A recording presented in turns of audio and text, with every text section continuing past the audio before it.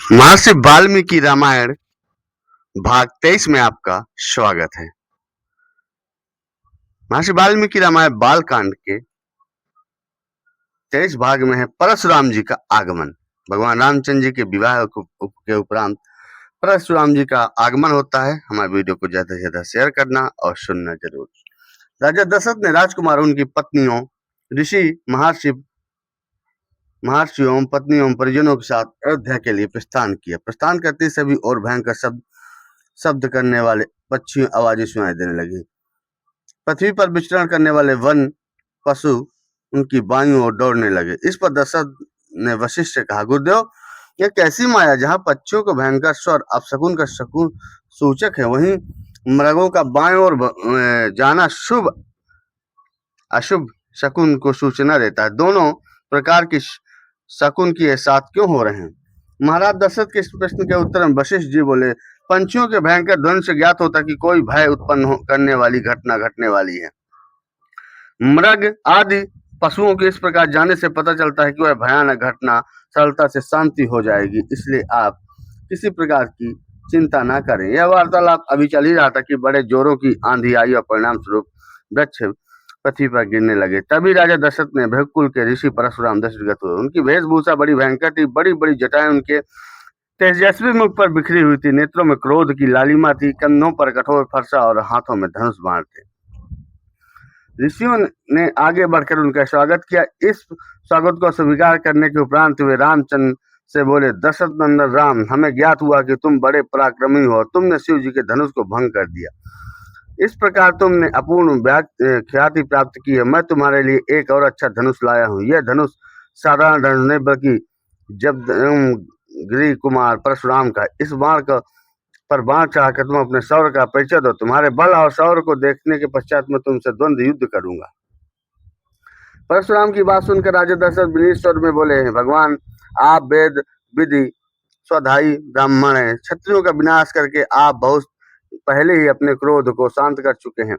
आपने इंद्र के समक्ष प्रतिज्ञा करके अस्त्र शस्त्र का परित्याग भी कर दिया। इसलिए हे ऋषिराज, आप इन बालकों को अभय दान दीजिए। यदि आपके हाथों राम मारा गया तो हम में से कोई भी इसके वियोग में जीवित नहीं रह सकेगा। परशुराम जी ने दशरथ की बात पर कुछ भी ध्यान नहीं दिया। वे राम से बोले, राम, संसार में केवल दो ही धनुष सर्वश्रेष्ठ माने जाते हैं।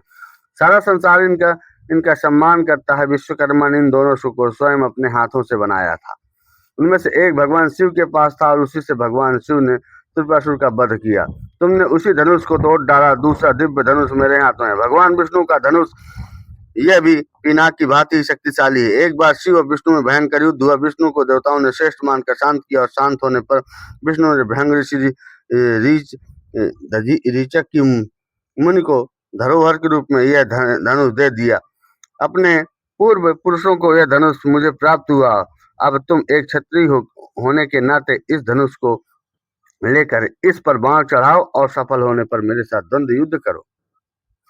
इस प्रकार से परशुराम के द्वारा बार बार ललकारने जाने पर रामचंद्र बोले, हे भार्गव, मैं ब्राह्मण समझकर आपका सम्मान कर रहा हूँ। आपके समझ कुछ विशेष बोल नहीं रहा हूँ, किंतु आप मेरे इस विनयशीलता को पराक्रमहीनता एवं कायरता समझ रहे हैं। मेरा तिरस्कार कर रहे हैं। लाइए, धनुष बाण मुझे दीजिए। कहकर उन्होंने झटपटाकर परशुराम के हाथ से धनुष बाण ले लिया और धनुष बाण चढ़ाकर बोले, हे भृगुनंदन, ब्राह्मण होने के कारण मेरे पूज्य हैं, इसलिए इस बाण को मैं आप पर नहीं छोड़ सकता, परंतु धनुष पर चढ़ने के बाद यह बाण कभी निष्फल नहीं जाता। इसका कहीं न कहीं उपयोग करना अनिवार्य हो जाता है। इसलिए मैं इस बाण को छोड़कर आपकी शांति पूर्वक सर्वत्र आने जाने की शक्ति को नष्ट किए देता हूँ।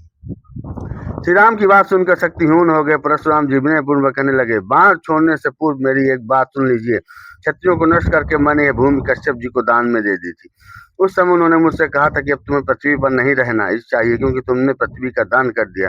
तभी से मैं गुरुवर कश्यप जी की आज्ञा का पालन करता हुआ कभी भी रात में पृथ्वी वास नहीं करता। अतः हे राम, कृपा करके मेरी गमन शक्ति को नष्ट मत करो। मैं मन के समान गति से महेंद्र पर्वत पर चला जाऊंगा। मुझे ज्ञात है कि इस बाण का प्रयोग निष्फल नहीं जाता, इसलिए आप इस बाण के द्वारा उन अनुपम लोगों को नष्ट कर दीजिए जिन पर मैंने अपनी तपस्या से विजय प्राप्त की है।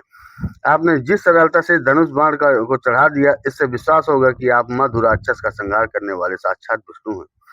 राम ने परशुराम की प्रार्थना को स्वीकार किया और उनके द्वारा तपस्या के बल पर अर्जित समस्त पूर्ण लोकों को नष्ट कर दिया। इसके पश्चात परशुराम जी की तपस्या करने के लिए महेंद्र पर्वत पर चले गए। वहां उपस्थित सभी ऋषि मुनियों सहित राजा दशरथ ने रामचंद्र जी की भूर भूर प्रशंसा की।